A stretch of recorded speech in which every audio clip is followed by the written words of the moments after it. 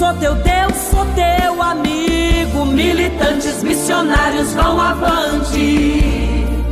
Sou teu Deus, falo contigo. Militantes missionários vão avante, a serviço do reino. Quem está feliz com Jesus hoje? Então encontre uma pessoa bem bonita do seu lado e dê um sorriso para ela. Ficou difícil? Se não tiver ninguém bonito aí embaixo, é só olhar aqui para cima, tá? Mas não é para mim não, é para o pastor Adão Santos, né? Pastor Adão está parecendo manequim de vitrine de shopping center, né? Tá com uma gravata ali que nem Salomão teve uma igual, viu? A cor da alegria, vinho, né? Pastor Adão, há muito tempo eu queria lhe conhecer pessoalmente. Lhe conheço das mídias, né? Das histórias, dos púlpitos do Brasil, e hoje estar presente com o senhor aqui é um motivo de muita alegria. Deus lhe abençoe muito, Deus lhe faça frutífero nessa terra. Dizem por aí que o profeta só não tem honra na sua casa, mas eu acho que a sua história vai mostrar o contrário, e já está mostrando. Um filho do estado do Pará, que levou alegria a outros estados, agora retorna a esse estado para trazer um tempo de muita paz e de muito avivamento. A igreja concorda comigo dizendo amém? A esposa do pastor, a senhora é a esposa do pastor? Tá bonita, né? É, pastor Adão, o senhor orou muito, né? Já ela eu acho que não orou nada, né? É brincadeira, viu? Um casal muito simpático, Deus abençoe vocês. Rever meus amigos aqui, ouvir essa nova geração pregando é um motivo de muita emoção. Quero cumprimentar aqui a cantora Suelen, minha irmãzinha, maninha de tanto tempo, né? Deus te abençoe, leve meu beijo no coração da Mara. Você ainda está no Paraná? Está em Goiás agora? Quem mandou você arrastar ela para Goiás? Seu abençoado. Deus abençoe vocês de todo o coração. Mas se encontrar a Mara, fala que eu mandei um beijo para ela, tá bom? Cumprimentar aqui a cantora Mara Silva, que me deu um CD. Vera Lima, que me deu um CD. E o Robson Santos, cadê o Robson? O Robson mandou um bilhetinho para mim, que ele quer cantar uma música comigo. Me dá poder de filho. Você gravou essa música? Então nós vamos formar uma dupla. Sepultura e cemitério, tá bom? Alguém trouxe Bíblia nessa noite? Vamos estar em pé em reverência à leitura da palavra? Abra sua Bíblia comigo no livro do profeta Isaías. Livro do profeta messiânico. O capítulo é o de número 43 e o versículo é o de número 1. Eu vou abrir uma exceção para algumas pessoas que estão sentadas porque estão com crianças no colo. Essas pessoas podem permanecer sentadas. Também vou abrir uma exceção para as pessoas que estão sentadas porque estão doentes.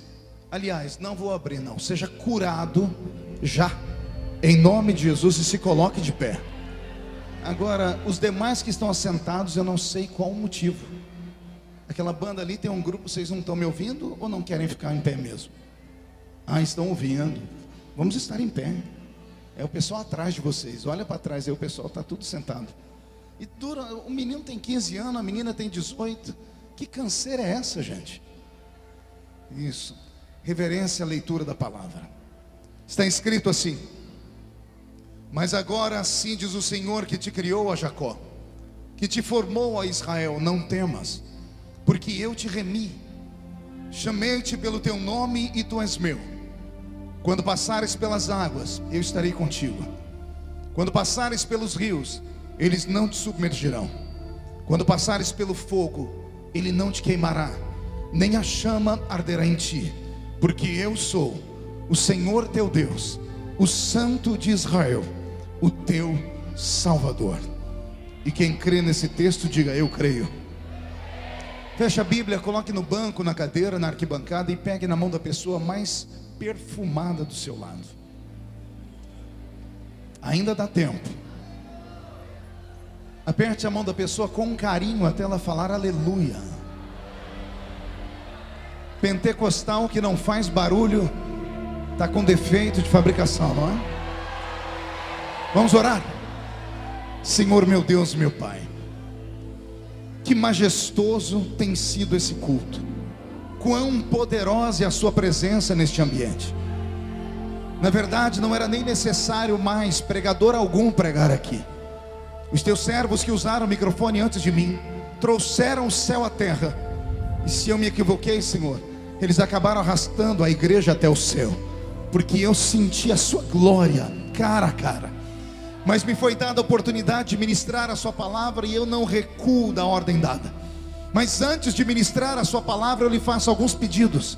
E o primeiro é esse: que o Senhor cerque este ginásio, e num raio de 5 quilômetros, onde houver um demônio alojado, eu dou a esses demônios segundos para sumirem de redenção. Porque se não sumirem, serão queimados pelo poder da sua glória, que aqui será derramada. Rasgue os céus sobre esta linda cidade nesta noite. Manda anjos de fogo descerem aqui. Que estes anjos desçam, trazendo brasas de fogo nas mãos.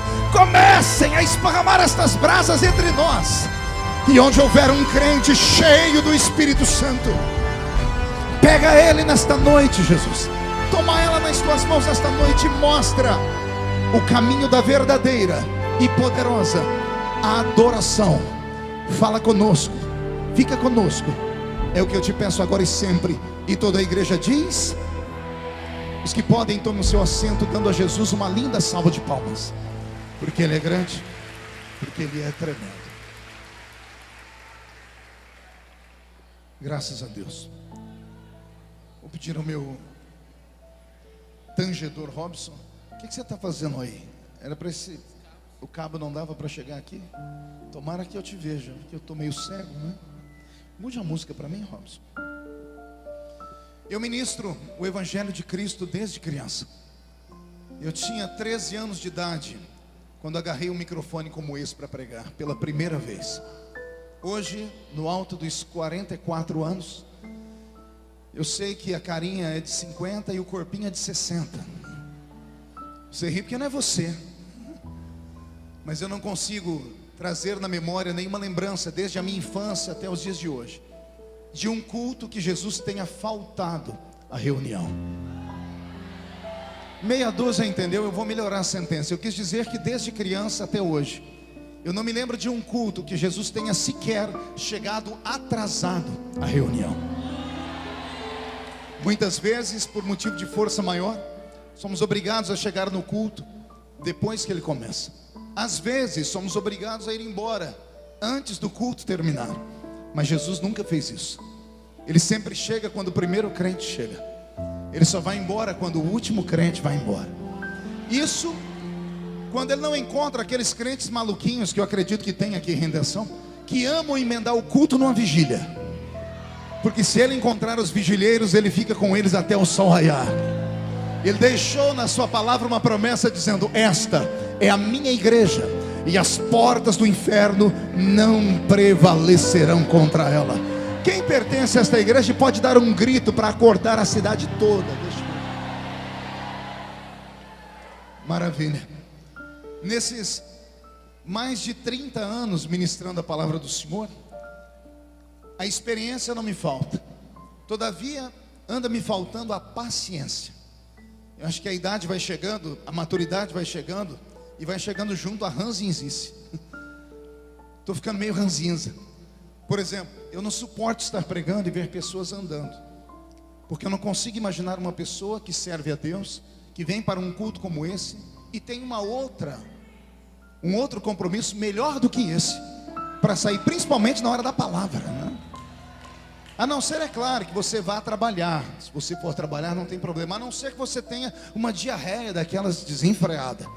Aí eu compreendo. Mas fora isso, não consigo entender como é que as pessoas não conseguem encontrar um lugar para sentar na hora do culto. Aqui não é a casa da mãe Joana. Tem aparência de ginásio, mas se transformou no santuário do Deus vivo já tem muito tempo.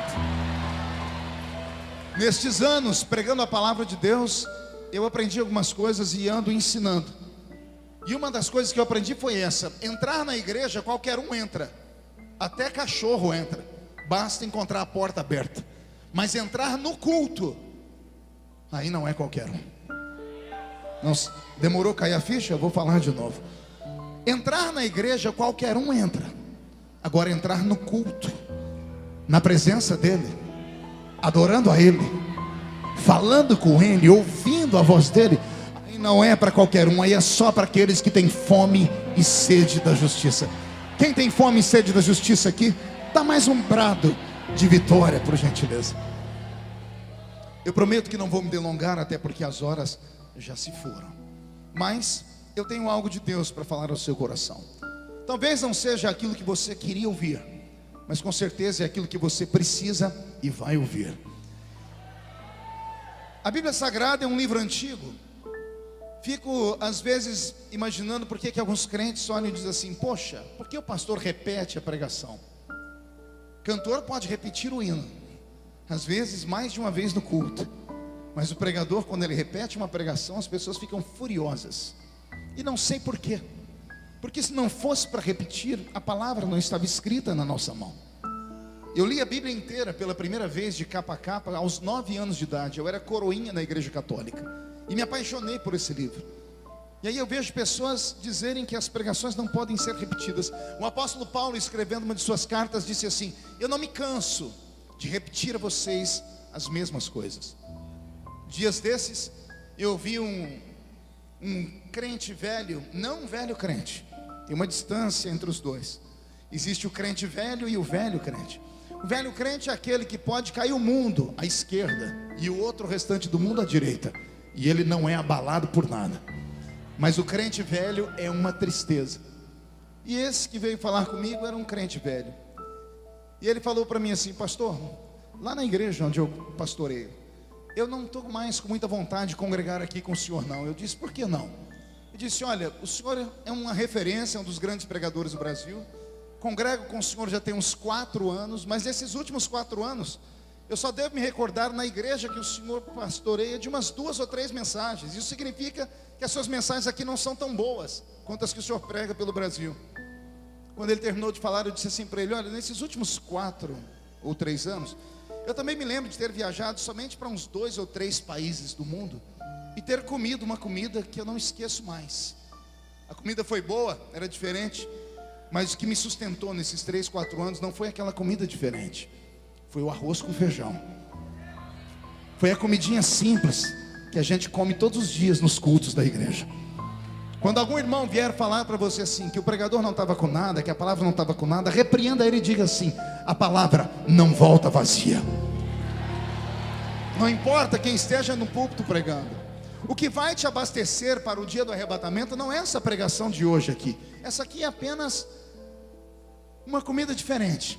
O que vai te dar a sustentação é o que você ouve na sua velha igrejinha, daquele pastor, daquele presbítero, daquele diácono, de domingo a domingo. Então dê valor às coisas pequenas. Posso ouvir mais um glória a Deus? O livro do profeta Isaías traz no capítulo 43 2 revelações. Na verdade, revelações que eu as transformo nessa noite em 2 poderosas promessas. Eu disse 2 poderosas o quê? Não ouvi. Queria ouvir mais uma vez. Só para eu ter certeza que estou pregando no lugar certo. Há alguém aqui nesta noite que tem uma promessa de Deus na sua vida que ainda não se cumpriu? Então eu estou no lugar certo e a mensagem tem endereço. Isaías no capítulo 43 está diante do Eterno. O Eterno, assim chamado Deus de Israel, chama o profeta para uma conversa, desabafa com ele momentos antes. O livro do profeta Isaías é um livro de desabafos. Quem já leu os seus 66 capítulos sabe muito bem o que eu estou dizendo. Do primeiro capítulo ao capítulo 39 deste livro, Deus desabafa com Isaías, arrependido de ter criado Israel. Nos primeiros 39 capítulos do livro de Isaías, da angústia, é só ais e uis. Se você pegar do primeiro capítulo ao capítulo 6, você vai ver o profeta com o dedo de profeta em rício dizendo: ai dos que bebem, ai dos que chamam pedra a Deus, ai dos que adulteram, ai dos idólatras, ai.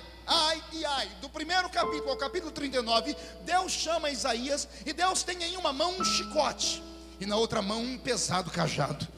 E ele diz a Isaías: esse povo tem olhos e não vê, tem ouvidos e não ouve, e não me servem por amor. Mas de repente, como que num passe de mágica, no capítulo 40 para frente, o Deus que estava irado fica apaixonado. O Deus que estava com raiva fica calmo. Ele pega o cajado, ele pega o chicote e esconde. E ele pega em uma das suas mãos um vaso com unguento. Ele pega em suas mãos um vaso de azeite que cura. E em todo Israel que ele havia batido, ele derrama o bálsamo para curar as feridas. E Deus muda. E ele começa a dizer: Isaías, avise ao meu povo que operando eu, quem me impedirá? O Senhor continua dizendo: Isaías, avise ao meu povo que eu preparei para eles uma terra. E chegará uma época em que o menino vai dormir ao lado do leão. Chegará um tempo em que os homens ficarão ao lado das peçonhas chamadas de cobras. Chegará um tempo em que a terra vai produzir e eles não vão ter que ter dinheiro para comprar. A terra dará a eles mel, a terra dará a eles leite, a terra será um paraíso.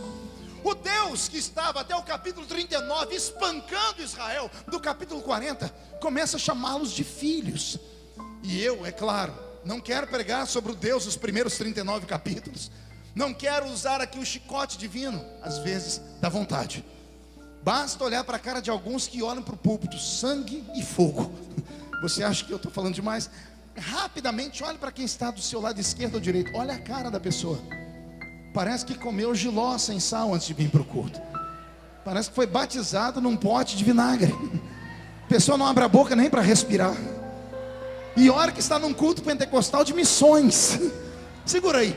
Vem para o culto com esse olho seco, parecendo olho de sapo que morreu num dia de enchente. Fica o culto inteiro com essa boca travada, essa boca de aço, essa língua de ferro, esse queixo de concreto. Então às vezes eu, como pregador, tenho vontade de usar o chicote divino. Mas essa noite Jeová não me autorizou. Vocês estão no lucro com Deus.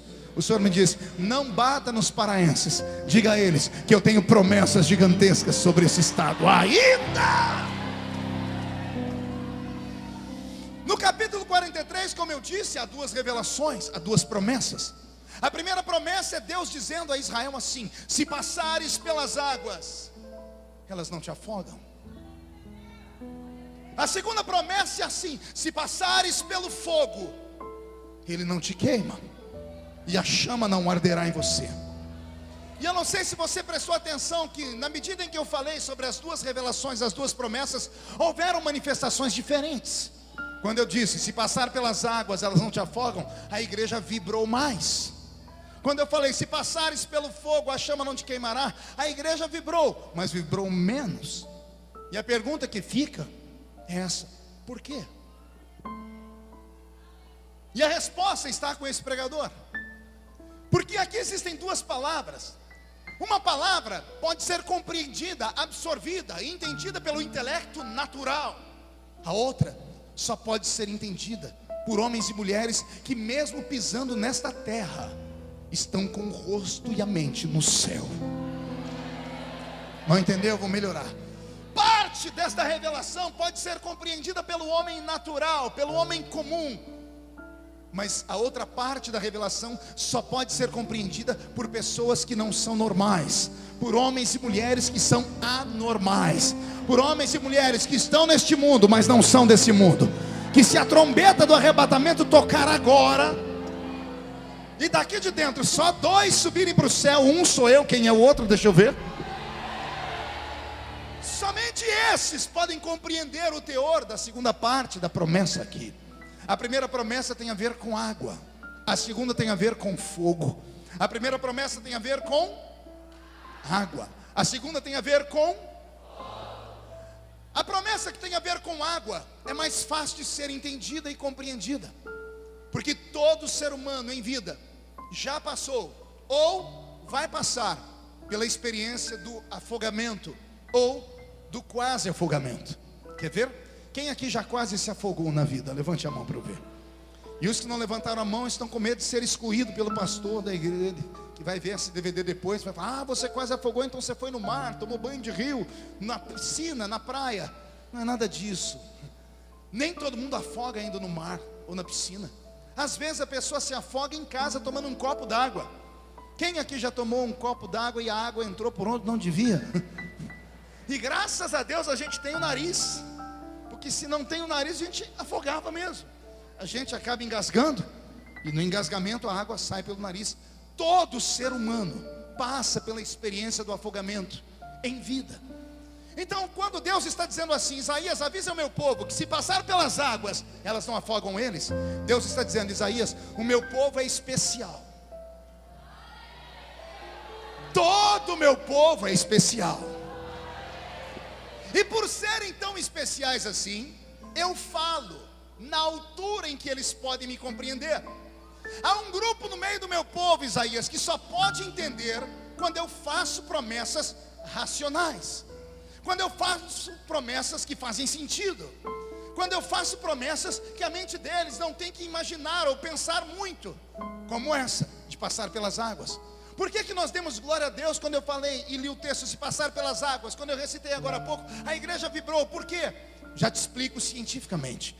Aqui no seu cocoruto, atrás da sua cabeça, existe um aparelhinho, um órgão chamado cerebelo. O cerebelo seria o HD humano. No cerebelo estão armazenadas as suas memórias.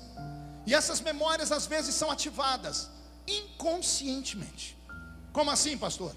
Você não ouve uma música do Feliciano Amaral há 580 anos, mas de repente um episódio, um irmão que você revê na rua, uma melodia de uma música traz a memória, e você ouve a música sem ela estar tocando, e você é transportado para o culto daquele dia que você participou daquele culto. A sua mente inconsciente, ela armazena todas as memórias possíveis. E todas as vezes que o seu ouvido registra uma palavra, esta palavra vai até o cerebelo. E o cerebelo trabalha numa velocidade infinitamente maior do que todos os computadores do mundo juntos. E ele busca essas memórias. E quando você ouve uma palavra e essa palavra faz sentido, automaticamente falando, antes do pregador terminar de falar, as pessoas estão assim, ou estão dizendo glória a Deus, e alguns estão de pé, batendo o pé no chão. Às vezes o pregador nem terminou a pregação e as pessoas já compreenderam. Por quê?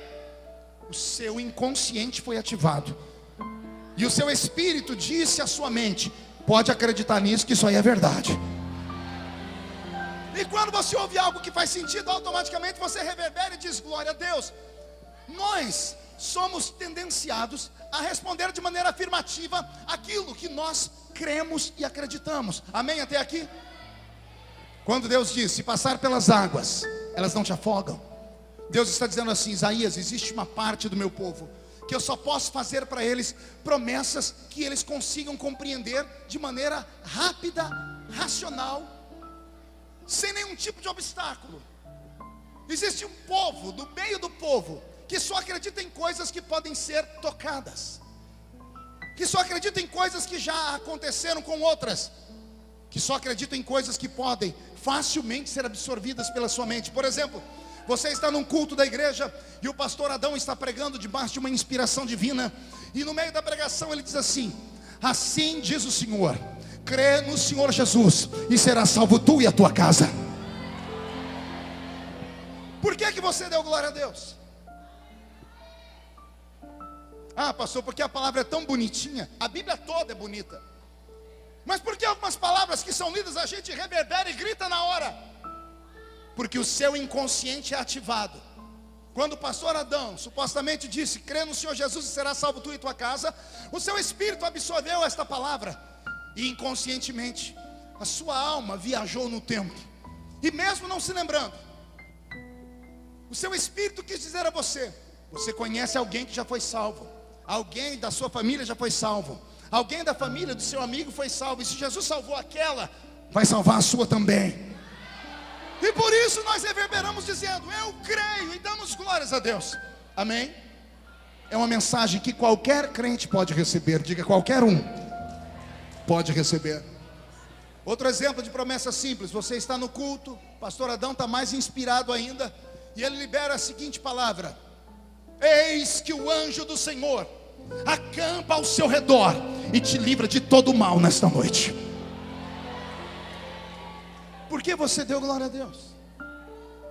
Porque a palavra é bonita? Não, você deu glória a Deus porque o seu espírito recebeu uma mensagem subliminar. O seu cerebelo disse assim para ele: pode acreditar nisso aí, porque ontem você foi livre de um acidente. Há 2 semanas atrás alguém ia te matar. Aquilo que as pessoas chamam de sorte ou de quase, para o crente não existe sorte nem quase. Para o crente não existe coincidência. Para o crente existe cristocidência. Você sabe que não foi obra do acaso, foi a proteção de Deus sobre a sua vida. Posso ouvir um amém por essa palavra? Então levante a mão direita para o céu comigo, coloque no ombro do seu irmão e diga assim para ele no pé do ouvido: esta palavra faz parte de uma promessa simples, que qualquer um pode ouvir, porque qualquer um pode acreditar. Respire fundo agora e aperte o cinto. Robson, mude a música. O Eterno resolve mudar a promessa, e ele sai da água e vai para o fogo. E ele diz: mas existe uma parte de homens e mulheres na igreja, muito obrigado. Existe um grupo de homens e mulheres no meio do meu povo, que estão prontos para ouvir promessas loucas, promessas absurdas, promessas incríveis, promessas espetaculares, promessas que homem natural não crê, não consegue compreender, e por isso dá gargalhada delas. Mas existe alguém no meio do povo do Senhor que está preparado para ouvir coisas que os ouvidos naturais não ouviram. Aí vem Deus e diz: se passar pelo fogo, a chama não queima você. Percebeu que só aquela irmãzinha deu glória a Deus? Eu repeti a palavra do fogo, eu já estou ensinando e explicando, mas só ela deu glória a Deus. Eu já explico, era natural isso. Porque quando você ouve passar pelo fogo e não se queimar, não faz sentido. O seu cerebelo busca experiências e ele não encontra. A única que ele vai encontrar é a velha história de 3 moços que foram jogados em uma fornalha e sobreviveram sem que o fogo os queimasse. Qual o nome deles? Não. Isso aí é apelido babilônico maldito. O nome deles é Ananias, Misael e Azarias. Os únicos 3 homens da história da humanidade que andaram no fogo e não foram queimados. Ei, escute, eu não estou falando de pessoas que andaram no fogo e sobreviveram a ele. A promessa não é passar pelo fogo e sobreviver ao fogo. A promessa não é sobreviver com queimaduras de 1º grau, de 2º ou de 3º grau. A promessa é: se passar pelo fogo, a chama não queima você. Antes de continuar, deixa eu te falar aqui um pouquinho sobre o fogo. O fogo é o elemento mais poderoso do universo. Por isso que quando Deus é aclamado na Bíblia Sagrada por inúmeras vezes, a Bíblia relaciona Deus a fogo. Hebreus capítulo 12, Deus é um fogo devorador. O fogo é o elemento mais poderoso do universo. Ele evapora a água, ele queima a madeira, ele queima o plástico, ele derrete o ferro. O apóstolo Pedro, na sua 2ª encíclica, ele diz que a terra e os elementos que existem nela agora, um dia serão derretidos pelo fogo. Aí vem o Eterno, o Criador do céu e da terra, e diz assim: Isaías, tem um grupo no meio do meu povo que eu tenho uma promessa louca para eles. E qual é a promessa, Senhor? Se levantar contra eles o maior poder do universo, ele se levanta para cair, porque não pode tocar o meu povo.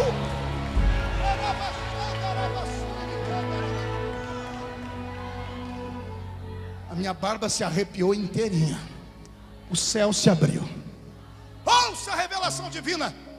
Essa segunda parte da promessa não é para homens normais, não é para homens naturais, não é para mulheres carnais.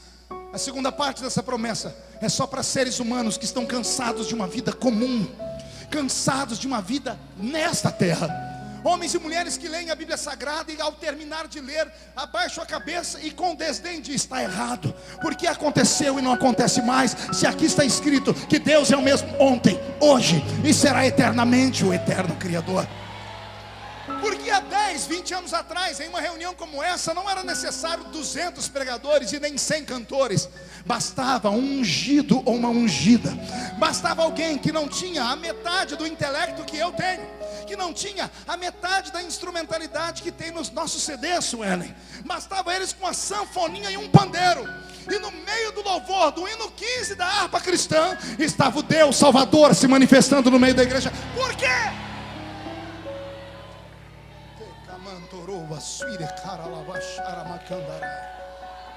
Porque naquela época os homens e mulheres eram homens e mulheres que entravam numa reunião como essa, não para ver homens, não para ver mulheres. Não entravam numa reunião como essa apenas para dar um abraço, ou tirar uma fotografia, ou dar um beijo no rosto, ou levar uma lembrança, ou um souvenir. Não! Os crentes só tinham 3 lugares para ir: igreja, sua casa e o trabalho. Em qualquer outro ambiente nós éramos rejeitados. Em qualquer outro ambiente o crente não era bem-vindo. Nem nas festas de aniversário da nossa família ímpia. O crente não ia para lugar algum. Como o crente não ia para lugar algum, ele tinha tempo para ler a Bíblia. Ele tinha tempo para ler Abacuque. Hoje o nosso povo só sabe ficar no Facebook. O nosso pessoal antigamente conhecia o número do telefone de Deus. Hoje, com o seu WhatsApp, conhece o telefone de todo mundo. O telefone de Deus foi inclusive citado aqui hoje. Ele tem número 3332, não sei se você conhece.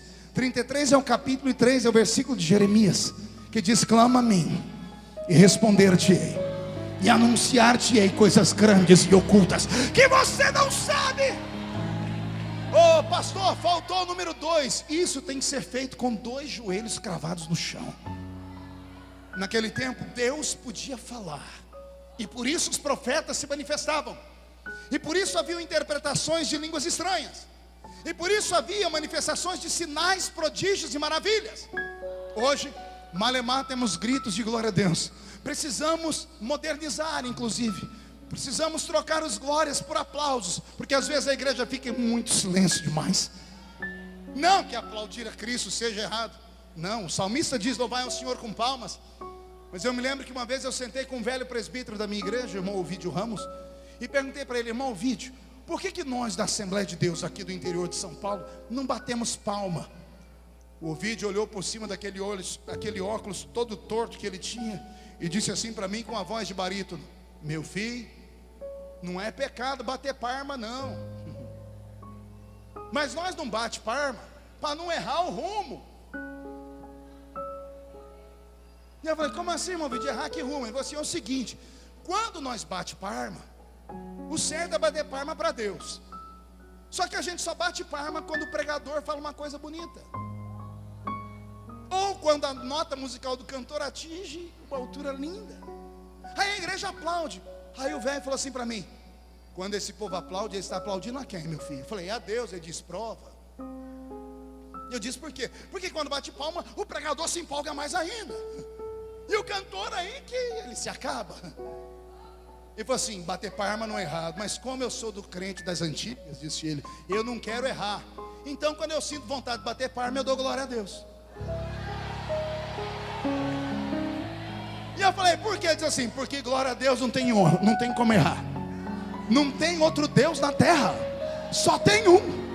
Quando você dá glória a Deus, o glória sai da horizontal e vai para a vertical.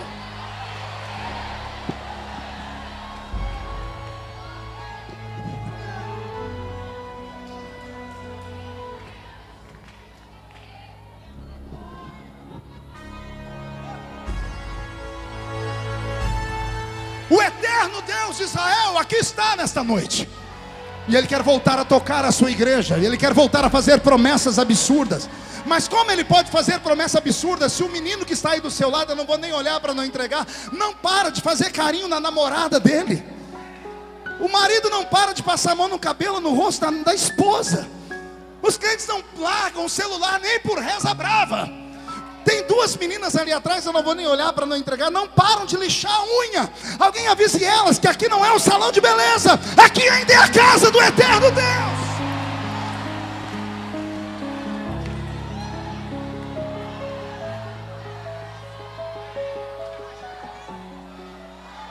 Deus só faz promessa louca para quem é louco também. Eu quero saber se tem algum louco aqui. Se tem algum louco, não grita não, dá um berro de glória a Deus para acordar o Pará.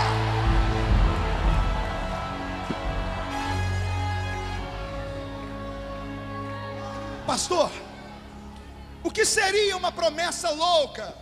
Já explico. Alguém me arrume uma toalhinha, por favor, um lenço. Me trouxeram aqui com todo carinho esses guardanapos. Daqui a pouco meu rosto está cheio de pedacinho de papel. Alguém tem uma piedade do pregador? Está limpinho? É que esses dias o irmão me deu um lenço. Quando eu passei aqui, sangue de Jesus tem poder. O que seria uma promessa absurda e louca, pastor? Pastor Adão está pregando no culto, e ele resolve liberar uma palavra revelada. E ele diz assim: ô minha querida, está limpinha? Thank you very much. Pastor Adão está pregando no culto e ele libera a seguinte palavra, escuta aí. O Senhor está me dizendo que há uma mulher aqui, que daqui 3 meses embarcará para os Estados Unidos da América, entrará na presença de Barack Obama e vai dizer para ele: abandona o seu cargo de uma vez e deixa o Trump trabalhar. E isso em inglês. Ninguém dá nenhum glória. Mas não era para dar glória a Deus mesmo. Por que ninguém reagiu?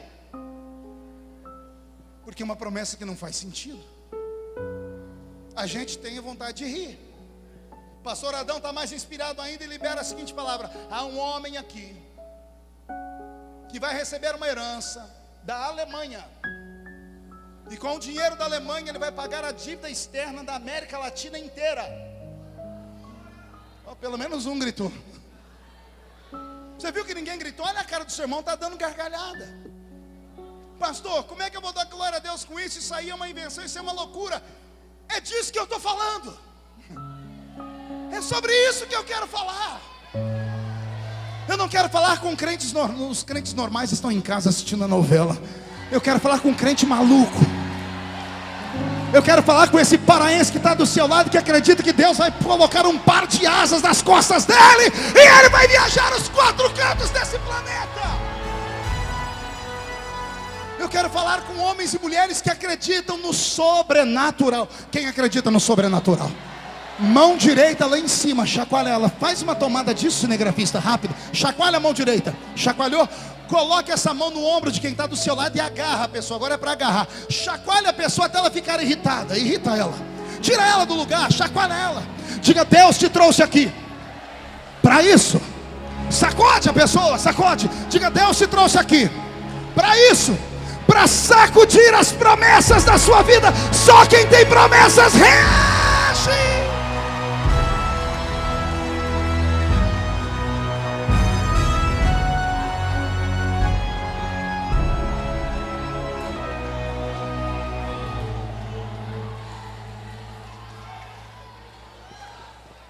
Eu estava pregando na igreja Batista da Lagoinha. Terminou o culto, eu estava lá embaixo na mesa com os meus materiais. Chegou um mineiro bem matuto perto de mim, e ele disse assim: ô pastor, eu senti de te dar um presente. E eu falei para ele: eu senti de receber, me dê logo. Ninguém sente de dar mais nada para nós, é uma tristeza. E o mineiro enfiou a mão numa sacolinha de plástico e tirou uma caixa de paçoquinha embrulhada. Até hoje eu não entendi esse mistério, mas eu estava morrendo de fome, desembrulhei uma paçoquinha e comi. E eu vou usar o idioma de Minas para falar da paçoquinha. Ô trem bom, sou. Quem já comeu paçoquinha embrulhada aqui? O trem é bom ou não é? Tem algum mineiro aqui? Olha, essa raça dominou o mundo. Todo lugar que eu vou do mundo tem um mineiro. Eu cheguei em Nagoya há poucos dias atrás, no Japão. Eu estou lá no Japão e eu levantei na congregação para tem algum mineiro aqui? Não levantou um de zóio rasgado? Ô pastor, eu falei, mas você é todo... Eu falei, não, eu sou da 3ª geração, estava no Brasil, vim para cá. Mas eu nasci lá em Minas Gerais, sou. O mineiro olhou para mim, eu olhei para ele, estou comendo a paçoquinha e ele deu o golpe. Ô pastor, o senhor pode orar por mim? Eu já estava com a paçoquinha na boca, não tinha como voltar. Eu falei, depois da paçoquinha eu faço qualquer coisa para você. Eu falei, você quer oração pelo quê? Ele disse, ô pastor, ontem à noite eu fui numa vigília. Aí eu enfiei a paçoquinha na boca para não ter uma crise de riso. Mas eu não sou gente. Eu falei, você foi aonde? Ele, numa vigília. Eu enfiei a paçoquinha de novo. Que eu já ouvi falar de vigília. Vigília era a primeira vez. Eu falei, e daí? Ele falou, e daí, pastor, que não era vigília de crente normal, não. Era vigília de crente doido. Eu conheço vigília de crente doido. Mas eu queria ouvir da boca dele. Eu falei, o que é uma vigília de crente doido? Ih, pastor, é aquelas vigílias que quando o Espírito Santo desce, os crentes parecem que recebem o espírito do Bruce Lee, uai. E eles ficam... Eu falei, e daí? Ele falou, e daí, pastor? E daí que lá pelas tantas, levantou um profeta doido. Eu conheço profeta doido, de vigília de crente doido. Mas eu queria ouvir da boca dele. Eu disse, o que é um profeta doido, meu filho? Ih, pastor, aqui esse profeta que quando vem profetizar pra gente, quase mata a gente do coração, uai. Mas por quê? Uai, pastor, eu estava encostado na parede da igreja, olhando para o púlpito. Eram umas 4 da manhã. E o senhor sabe, né? A vigília é assim, ela sobe e desce. Ele quis dizer, tem a hora que o fogo cai, o povo dança, daqui a pouco quieta todo mundo. Aí quando está todo mundo querendo dormir, vem um doido e diz, eita Deus, aí o fogo pega de novo. Ele falou, pastor, quando eu estava lá escorado na parede, foi esse momento, estava todo mundo quieto, pastor. E lá vem o profeta, pastor, o profeta em vez de vir de frente, veio de costa. Foi, e aí? E aí, pastor, que ele veio e botou a mão no meu ombro. Eu falei, que eu quase tive um desarranjo. Eu falei, porque ele botou a mão no seu ombro? Não, pastor, que ele botou a mão no meu ombro e não deu tempo de eu virar, uai. Eu, por quê, meu filho? Uai, pastor, quando eu fui virar, ele falou assim, homem! Ai, ai, ai! Aqui esse profeta espalhafatoso, né? Eu falei, e aí? Foi aí, pastor, quando eu voltei para a terra, eu olhei para a cara do profeta, ele estava se chacoalhando todo. Ele agarrou a minha mão direita, pastor, e disse para mim, homem, entra tu comigo nessa carruagem de fogo agora.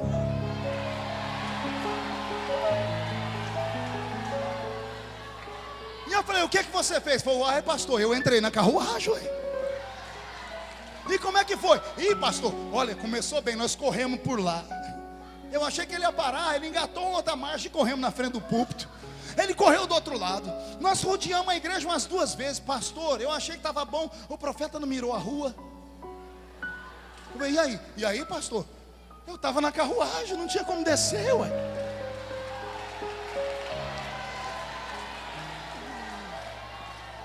Ele falou, pastor, nós demos uma volta no quarteirão inteiro. E o profeta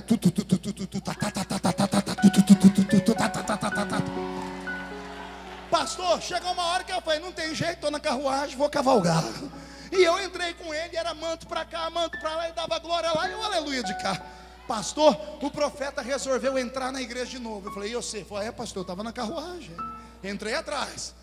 Quando estava no meio do corredor, chegando no púlpito, pastor, o profeta brecou e me empurrou, que eu saí catando cavaco no chão. Pastor, eu parei, não sabia o que tinha acontecido, parei de falar em línguas, olhei para trás e lá estava o profeta, com a mão na cintura assim, o dedo indicador assim, e a cabeça assim. E ele falou assim, homem, olha o que eu faço, eu te tomo pela tua mão direita, e eu te levo para lá, para cá, para lá, para cá. Eu te levo para um giro na terra.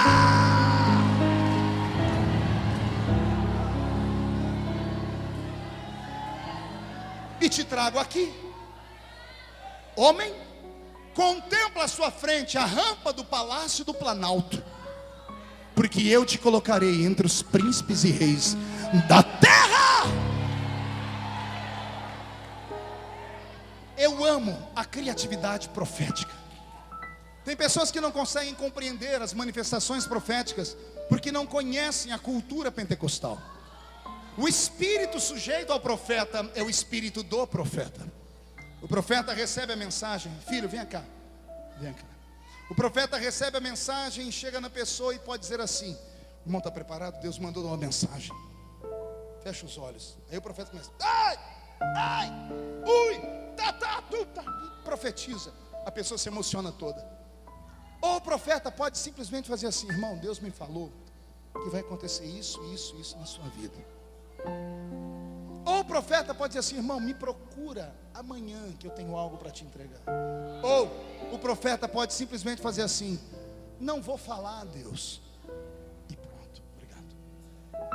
O que eu quis dizer, o espírito sujeito ao profeta é o espírito do profeta. O espírito de Deus não se sujeita a ninguém. Eu amo a criatividade profética. Esse profeta foi criativo. Ele fez como alguns profetas da Bíblia. Isaías andou 3 anos pelado na terra para falar sobre como Deus enxergava Israel na sua nudez, no seu pecado, na sua vergonha. Eu amo a criatividade profética. Mas quando esse mineiro acabou de falar para mim, eu me emocionei. Vocês não vibraram quando eu terminei a profecia? Eu também. Só que quando eu dei glória a Deus, eu fui olhar para o profeta, para o mineiro. O mineiro teve uma crise de riso. Ele contou e começou a rir, que a barriga dele balançava. Não entendi porque ele está rindo. Eu enfiei a mão no meu paletó, peguei um cartãozinho de visita e anotei o número do meu celular. E eu entreguei para ele. Disse para ele assim: olha, pega. E ele parou de rir, olhou e falou: que é isso, pastor? Eu falei: é o meu celular particular. E ele: nossa, eu vou ter seu número. Eu disse: vai. Ele falou assim: para quê, pastor? E eu falei: para quando você subir a rampa, uai. Para quando você rodear a terra, uai. Lembra de mim quando entrar no seu reino, homem. Porque eu creio em profecias malucas. Todavia, quando eu acabei de falar, o mineiro, ao invés de dar glória a Deus, abaixou a cabeça. Quando ele levantou, os olhos dele marejaram de lágrimas. E ele, com a voz embargada, passou a falar assim para mim: Suelen, a senhora acredita mesmo nisso? E eu falei: por que não acreditaria? Ele disse: pastor, eu vendo doce nas esquinas de Belo Horizonte para levar comida para minha família. Eu não sei ler, não sei escrever. Eu moro numa casa que a porta da frente não tem fechadura, é escorada com uma cadeira de fórmica. Só eu e quem tem mais de 35 sabe o que é fórmica. Pastor, você acredita que um homem como eu, banguelo, pobre, analfabeto, um dia vou subir a rampa e vou rodear a terra? Quando ele disse isso, preste atenção. Quando ele disse isso, ele conseguiu atingir o meu intelecto. E eu olhei para ele como homem natural e disse: faz sentido. Como é que esse homem um dia pode chegar em algum lugar sendo pobre desse jeito, sendo analfabeto? E quando eu fui concordar com ele em espírito, o Senhor fez uma coisa que só quem é espiritual acredita. Pastor Adão, Deus me arrebatou em sentidos. Sumiu tudo na minha frente. Sumiu o mineiro, os mineiros, a igreja, os carros. Escute, escute, escute, escute, escute. Segure só, escute, escute. Eu olhava e não via nada. Eu estava em um lugar que não era nem escuro e também não era claro. Não tinha luz, mas também não tinha escuridão. Eu estava no meio do nada. E de repente eu olhei para o chão, houve uma explosão. E dessa explosão, um edifício começou a nascer. Sabe quando você vê em filmes, quando uma casa está sendo construída rapidinho, quando eles aceleram a câmera? Daquele jeito. Eu vi um edifício sendo construído e eu fui olhando para a altura dele. Quando eu olhei bem alto, lá em cima foi colocada uma placa brilhante escrito Hilton Hotel. Eu olhei para baixo porque me chamou a atenção que lá no 8º ou 9º andar tinha um homem de gravata e terno. Eu não consegui enxergar o rosto dele porque eu estava aqui embaixo. Quando eu olhei para o homem, o Senhor me transportou para dentro do quarto dele. E eu fiquei atrás do homem. E eu via tudo que o homem via. À direita do hotel eu via o estádio de Wembley. E lembrei do lugar. Eu disse: isso aqui é Inglaterra, é Londres. Eu vi a cidade, luz iluminada, a cidade britânica mais cara do mundo iluminada. E uma voz falou para mim: se lembra? Eu não consegui responder, porque quando eu fui responder, o edifício se desconstruiu. E eu fui como que em queda livre e apareci no chão, no nada. E na minha frente, agora não estava mais um homem, porque o homem ficou menor, se tornou um adolescente. E ele tem nas suas costas uma mochila. Dentro da mochila tem um facão de cortar cana. Tem uma marmita na outra mão. E ele está subindo na rabeira de um caminhão chamado caminhão de pau de arara. não conseguia ver o rosto dele. Quando eu tentei fixar, uma voz falou para mim: se lembra? E o caminhão se desconstruiu, e o homem, que agora era adolescente, foi ficando pequeno e virou uma criança. E apareceu nas costas dele uma caixa de engraxar sapato. Aí Deus me colocou de frente com um menino com a caixa de engraxar. E o Senhor falou comigo: se lembra? E eu comecei a chorar, porque era eu. O Senhor estava me fazendo lembrar o que Ele fez na minha vida. Aquele hotel Hilton é onde eu fico uma vez por ano há 12 anos consecutivos. Aquele caminhão de pau de arara eu subi inúmeras vezes com a minha família para cortar cana, outras vezes para apanhar laranja, algodão e café. E aquela caixinha de engraxar sapato, eu tenho ela até hoje no meu escritório. Aí o Senhor falou para mim: se lembra? Eu disse: me lembro. E o Senhor disse: então por que você não diz para ele que acredita?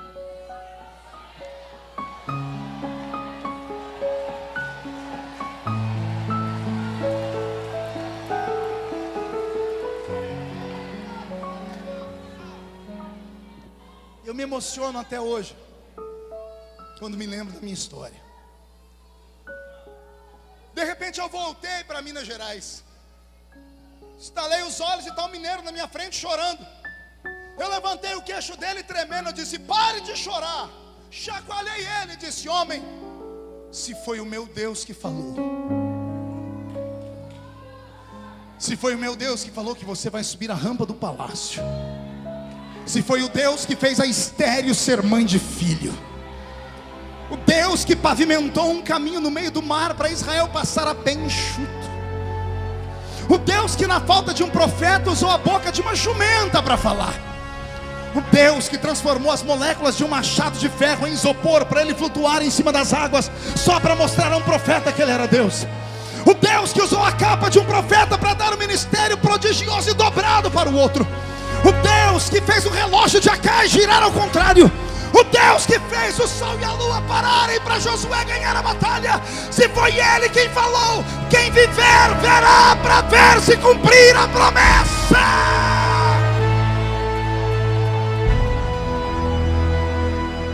E Araçui aqui amantorobas, narabassuri de candorobasiri haramacandarabaraba.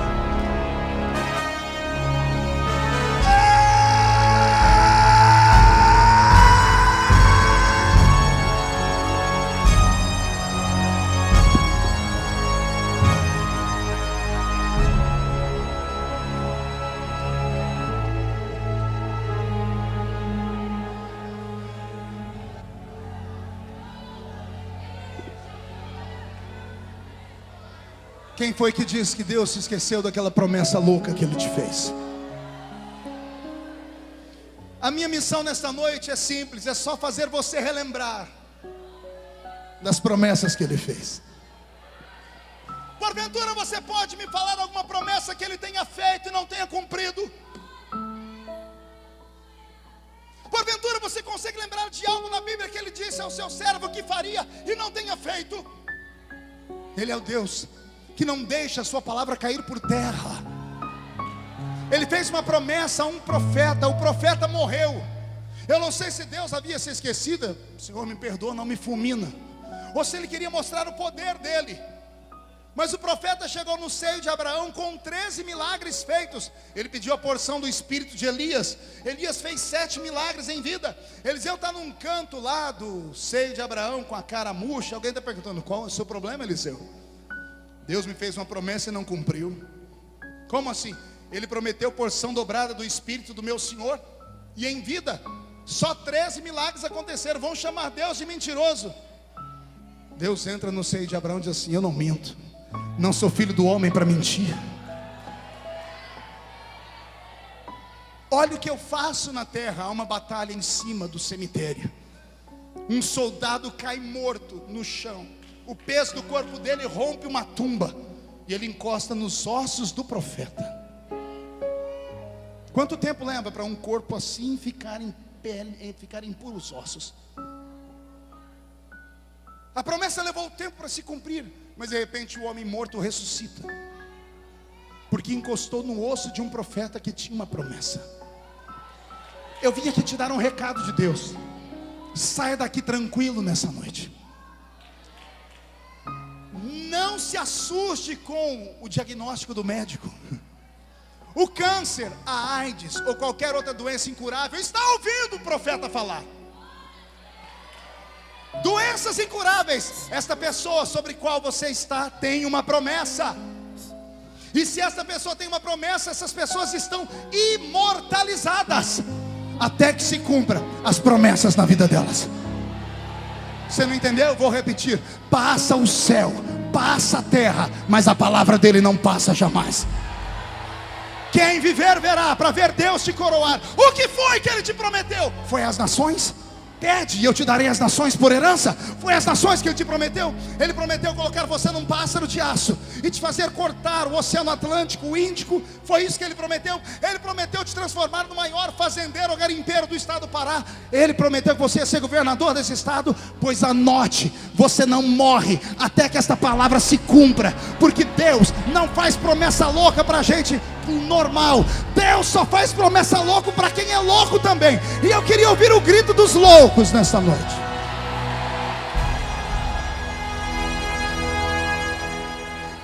Se você tem uma promessa de Deus, por que você vai deixar que o medo te atormente? Eu vi um louvor hoje que a pessoa diz assim: eu não sou mais escravo do medo, eu sou um filho de Deus. Ouviu aí? Eu não sou mais um escravo do medo, porque eu sou um filho de Deus. Quem é filho de Deus aqui?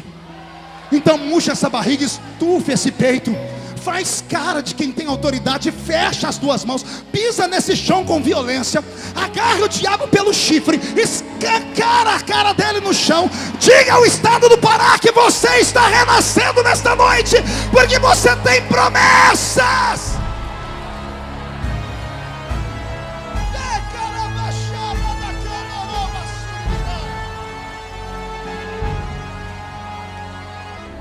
Você quer se alegrar um pouquinho? Quer dar gargalhada?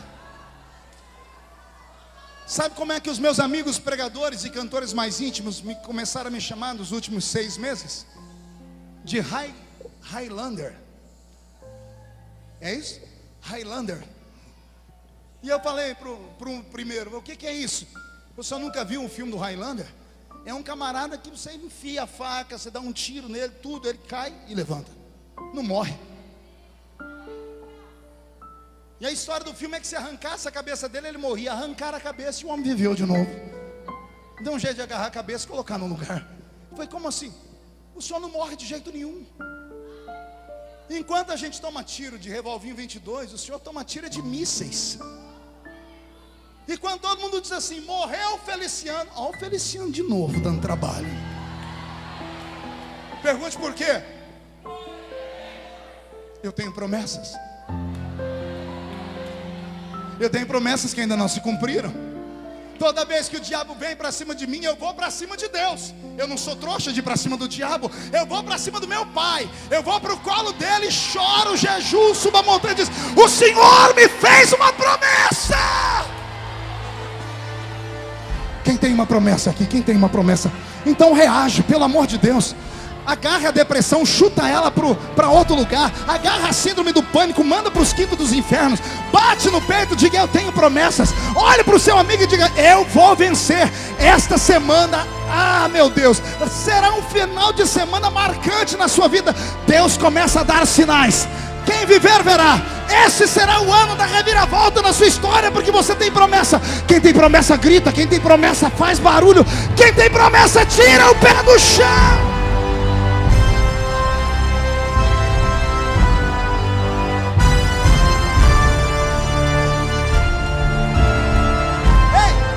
Escute aqui, sente. Ignore os que debocham dos seus sonhos. Muda a música, Robson. Ignore esses falastrões, essas faladeiras. Ignore esses crentes que te medem de alto a baixo, pela roupa que você veste, pela rua que você mora. Ignore essas pessoas que te acusam do seu passado. Ignore as pessoas que te criticam porque você imita o trejeito de um pregador ou de um cantor, quem quer que seja. Ignore-os. São pessoas que nunca fizeram nada. São pessoas que queriam ter a sua ousadia, a sua coragem, e não tem. E não tem ousadia e não tem a coragem porque não tem a promessa. Porque Deus só faz promessa para quem é ousado. Deus ama gente atrevida. Deus ama gente que falta uns parafusos na cabeça. Você está entendendo? Agora eu estou falando só para penteca, só para quem é pentecostal do manto. Deus ama esses crentes malucos. Deus ama esses subidores de monte. Deus ama esses crentes que jejuam e oram. Deus é apaixonado por esses crentes que se aproximam dele. Ei, eu preguei agora, menos de 30 dias atrás. Eu estava nos Estados Unidos e preguei numa ilha chamada Ilha de Martha's Vineyard. E a ilha do famoso pregador americano John Wesley. Na verdade, pregador britânico, inglês, que foi para a América fugindo da Inquisição. Eu fui no museu de John Wesley e eu chorei muito. Pergunte por quê. Quando você ouve o nome de John Wesley, pai do metodismo, que criou a igreja metodista, a original, o homem que moveu a América do Norte inteira, um homem que da ilha de Martha's Vineyard, do porto até a cidade de Boston, ia de cavalo, pregando debaixo da neve. Quando você ouve falar que ele levou uma nação inteira aos pés da cruz, você imagina um gigante. Aí eu entrei no museu dele e vi o sapato dele, e eu chorei. No século XVIII, Wesley calçava o que no Brasil é 33. Tem a roupa dele em um guarda-roupa. Um homem com menos de 1,5 metro de altura, compleição física de uma pessoa enferma. Quando ele se candidatou a ser missionário pela Igreja Batista, ele não passou no crivo dos pastores e psicólogos da época. Disseram que ele era, além de um homem muito fraco no corpo, era desequilibrado mentalmente, porque era muito explosivo e agressivo. Disseram que ele não prestava para ser missionário. Ele entrou na casa dele, uma casinha de madeira, se trancou no quarto, e quem conta a história é Charles Wesley, o irmão dele, Carlos Wesley. Escreveu quase 4.000 composições de louvores, e fizeram uma dupla, John Wesley e Charles Wesley. Um cantava e o outro pregava. Carlos disse assim: eu ouvi um barulho no meu quarto, coloquei o ouvido na porta, e o meu irmão esmurrava a parede que a casa tremia, e ele dizia: Deus, ou o Senhor me usa, ou o Senhor me mata. Porque um homem como eu não tem espaço no mundo, nem pelo meu tamanho, nem pela minha saúde. Ou o Senhor me usa, ou o Senhor me mata. Charles Wesley disse que de repente ouviu um barulho dentro do quarto. Ele abriu a porta e o irmão dele estava caído a metros longe da parede, tremendo. E ele perguntou: John, o que aconteceu? E John Wesley disse para ele: eu estava esmurrando aquela parede, e um vento saiu da parede e bateu no meu peito e me jogou para trás. E o Senhor me disse: eu te uso.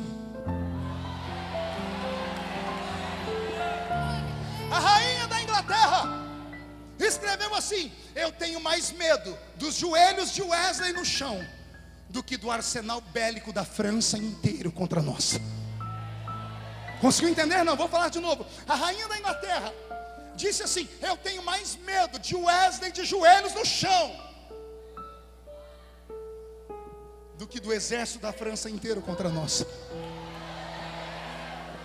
Naquela mesma ilha onde eu preguei, há quase 90 anos atrás, um grupo de crianças saíram da escola americana e foram para aquela ilha, conhecer a ilha. E uma professora, daquela época a religião ainda era pregada nos Estados Unidos, a Bíblia podia ser lida, podia ser feita orações nas classes. Hoje as crianças não podem orar mais na América, não pode entrar a Bíblia na escola, mas as crianças estão levando metralhadoras para a escola, para matarem uns aos outros. A América hoje começa a rever todos os erros que cometeram. A professora levou as crianças para a casa de Wesley, e ela fez questão de levar as crianças no quarto dele, preste atenção. Um grupo de meninos e meninas, e a professora disse: nesse quarto dormia o avivalista. E a professora disse: e ele dormia daquele lado da cama. E as crianças perguntaram: como assim, professora? A professora fez isso para provocá-los. E ela disse: venham do lado de cada cama. E quando chegaram do lado de cada cama, tinha duas marcas no chão de madeira, redondas e escurecidas, afundadas. E ela disse: ele vencia suas batalhas orando aqui. Wesley orou tanto que ele afundou a madeira do quarto dele. E a professora olhou para aquelas crianças e disse: Deus está procurando um novo Wesley. As crianças saíram para o almoço, para um piquenique. Na hora de ir embora, a professora fez a chamada para as crianças subirem nas carroças. E quando vai chamando um ou outro, faltou um menino chamado William. E saíram as monitoras pela ilha procurando o William. E foram lembrando onde eles foram.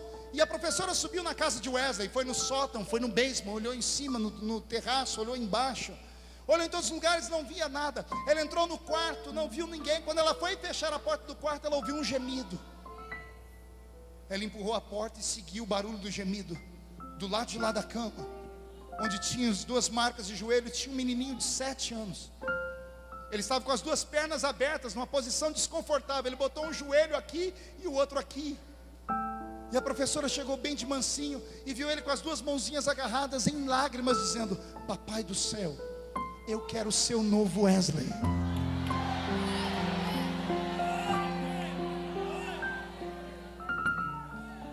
O William ainda é vivo. Chama-se Billy Graham. Billy Graham. O casamento gay foi aprovado em quase todos os estados americanos. No estado onde o pastor Billy Graham mora, estava para ser votada a lei, porque lá é por estado. Ele chamou um canal de televisão. Ele já tem mais de 90 anos, está com mal de Parkinson. E ele, tremendo todo, olhou para a câmera e disse: quero falar com os meus irmãos. Se eu ainda sou um homem de Deus, essa lástima não entrará no meu estado.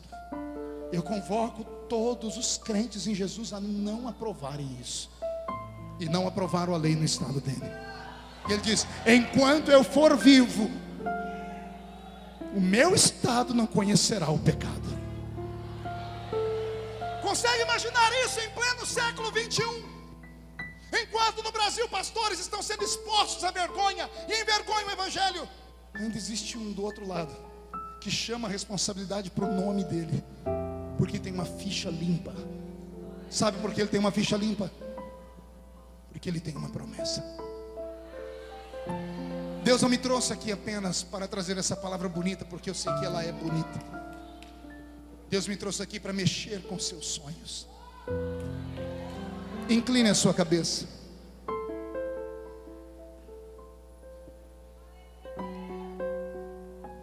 Me fale de você. Por que você ainda vai à igreja? Me diga como fica o seu coração quando você vê um homem como eu pregar. Ainda acelera? Você ainda olha para o pregador e diz assim: um dia eu vou estar ali, ou você perdeu isso? A África ainda te atormenta?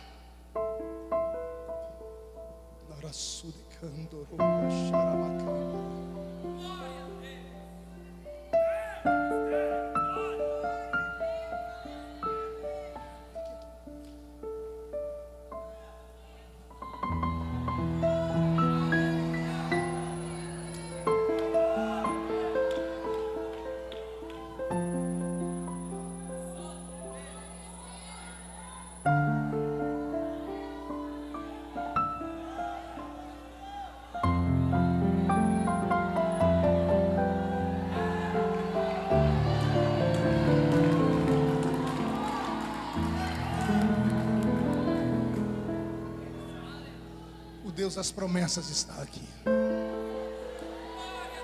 Fique de pé comigo.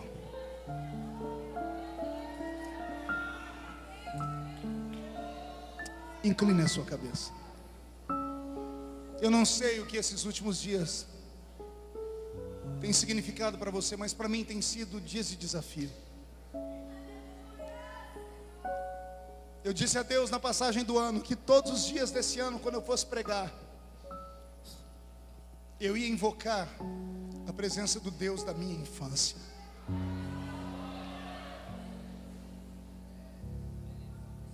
As pessoas perguntam para mim: como é que o senhor não para? Por que o senhor não para? Eu disse: os meus pés estão fincados em uma rocha.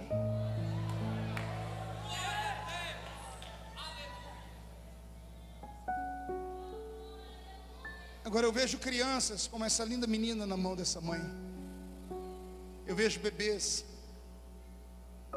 E eu fico imaginando em que igreja essas crianças vão congregar daqui 10 anos, se Jesus não voltar.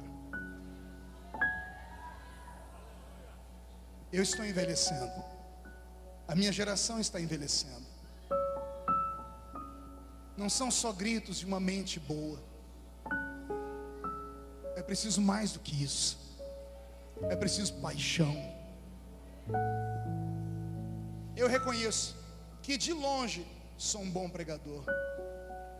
Eu conheço muitos bons pregadores e eu não sou um deles. Diante de Deus, falo isso sem demagogia. Eu não consigo me ouvir pregando. Eu nunca ouvi um DVD meu, nem uma fita minha, porque eu sou perfeccionista. Eu vejo amigos pregarem. Eu vi esse garoto que pregou aqui antes de mim. Que talento, que oratória bonita, que retórica. E as pessoas falam: então o que o senhor tem que quando o senhor fala a gente chora? Os cultos que o senhor prega é uma bagunça de emoções. A gente grita, vai ao delírio e começa a chorar. Por que acontece tudo isso? Eu digo: porque essa é a minha chamada. É provocar a minha geração. É dizer para você que o Deus do menino da Vila Tatu é o Deus dos irmãos de redenção. É o Deus dos irmãos de Xinguara.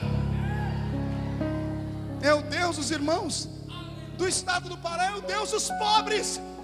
Deus não precisa do seu dinheiro. Deus não precisa da sua capacidade humana. Deus só precisa de um coração quebrantado. E geralmente o coração só é quebrantado quando ele é violado, quando ele é violentado. Só pode entender de compaixão quem precisou dela. Só entende de misericórdia quem precisou dela. E esta nossa geração tem que ser uma geração cheia de glória, mas cheia de misericórdia. Misericórdia com alguém assim. Feche os olhos. Eu vou fazer um convite. Só um. E eu vou pedir para que ninguém saia antes da bênção apostólica. Eu queria aqui perto de mim só os sonhadores que foram violados. Só gente que se machucou ou te machucaram.